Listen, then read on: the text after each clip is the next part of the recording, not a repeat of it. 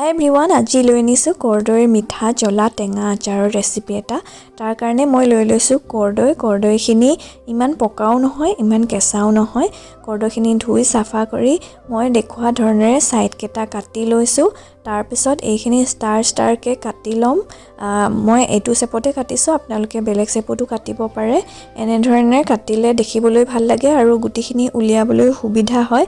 এতিয়া গুটিখিনি একে ধৰণেৰে কাটি গুটিখিনি উলিয়াই লম।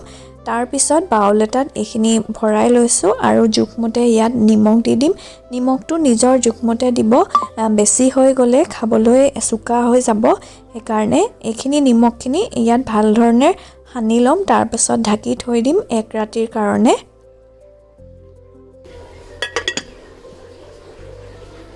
এতিয়া পিছদিনা দেখিছো গোটেই ৰসখিনি ওলাই আছে।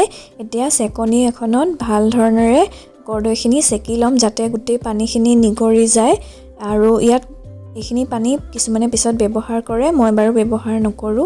এতিয়া কৰ্দৈখিনি সাকি লোৱাৰ পাছত ইয়াত হালধি সানি ভাল ধৰণে মিক্স কৰি লৈছো। তাৰ পিছত ডলা এখনত কলপাত লৈছো। কলপাতখনত এপিচকে মেলি দিছো। কাপোৰো ল'ব পাৰে, মই হালধি সানি থোৱা কাৰণে কাপোৰত নাই দিয়া, নহলে দাগ লাগি যাব। কেইটামান কেঁচা জলকীয়াও ইয়াৰ লগতে শুকাবলৈ দি দিছো। গোটেই দিনটো শুকাবলৈ দিম।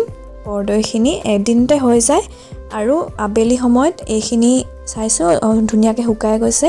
পানীখিনি নাথাকিলেই হ'ল, বেছি শুকুৱাই নিদিব নহলে লিকটীয়া যেন হৈ যাব। ইমানটো জোখত হ'লেই হ'ল। এতিয়া গেছত কেৰাহী এখন পাতি লৈছো। গেছৰ ফ্লেমটো লো কৰি থৈছো। তাৰ পিছত কেৰাহীখনত 1 চামুচ চফ দি দিছো। চফখিনি ভাজি লম ধুনীয়া এটা গোন্ধ ওলাই যোৱালৈকে।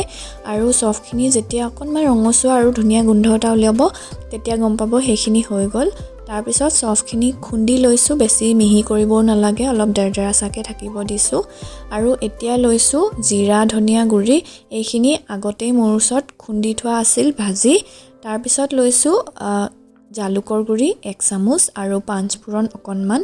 আৰু লৈছো কাশ্মীৰী ৰেড চিলি পাউডাৰ 2 চামুচ আৰু গুৰ 2 চামুচ লৈছো। এতিয়া কেৰাহী এখন পাতিছো গেছত। কেৰাহীখন ফ্লেমটো লো কৰি থৈছো আৰু ইয়াত দি দিছো মিঠাতেল। তেলখিনি বহুত বেছি গৰম হ'বও নালাগে আৰু একেবাৰে কেঁচাকেও থাকিব নালাগে। তাৰ পিছত তেলখিনিত পাঁচ ফোৰণখিনি দি কৰ্দৈখিনি দি দিছো। তাৰ পিছত ৰেড চিলি পাউডাৰখিনি দি দিছো। এতিয়া জ্বলাটো নিজৰ হিচাপত চাই ল'ব বাৰু। আৰু জিৰা ধনিয়াখিনিও দি দিলো আৰু গুৰ 2 চামুচ দি দিছো। গুৰ বেছিকৈ নাই দিয়া কাৰণ মিঠা একেবাৰে বেছি হ'ব নালাগে। আৰু চফখিনিও দি দিলো খুন্দি থোৱা। এতিয়া দি দিছো ইয়াত ক'লা নিমখ 1 চামুচ। তাৰ পিছত এইখিনি ভালকে মিক্স কৰি ল'ম। এতিয়া ইয়াত দি দিছো ভিনেগাৰ 2 চামুচ। ভিনেগাৰ দি দিলে বহুত দিনলৈকে ভাল হৈ থাকিব আৰু অকণমান আচাৰখিনি টেঙা হৈ যাব, কাৰণ মোৰ কৰ্দৈখিনি ইমান টেঙা নাছিল। এতিয়া ধুনীয়াকৈ মিক্স কৰি ল'লো। তাৰ পাছত বাটি এটাত উলিয়াই ল'লো আৰু এইখিনি ঠাণ্ডা হ'বলৈ দিম। হৈ যোৱাৰ পিছত এইখিনি গ্লাছৰ জাৰ এটাত ভৰাই থৈ দিছো।